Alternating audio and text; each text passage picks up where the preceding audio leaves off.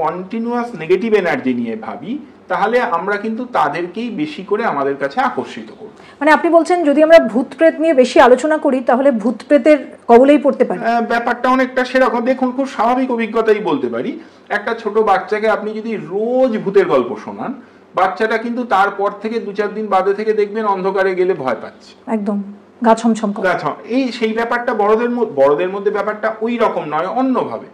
আর যদি আমি মানে স্পিরিচুয়াল সেই যে না দেখা জগৎটাকে বিশ্বাস করি, তাহলে তো বলতে হবে যে পজিটিভ এনার্জি এবং নেগেটিভ এনার্জি দুটোই আমাদের চারপাশে রয়েছে সর্বদা। অশরীরীরাও কিন্তু আমাদের চারপাশে সর্বদাই আছে। তারা অশরীরী, মানে স্থূল দেহ নেই বলে দেখতে পাচ্ছি না। তাদেরকে যদি আমরা কন্টিনিউয়াস ভাবতে থাকি, তারা তো ভাববে যে আমরা তাদেরকে আকর্ষণ করছি, ফলে তারা আমাদের ধারে কাছে আরো বেশি করে আসবে। চারদিকে আমরা এগুলো হ্যাঁ, তাহলে অনুভব করতে পারছি না, কিন্তু তারা আছে নিশ্চয়ই।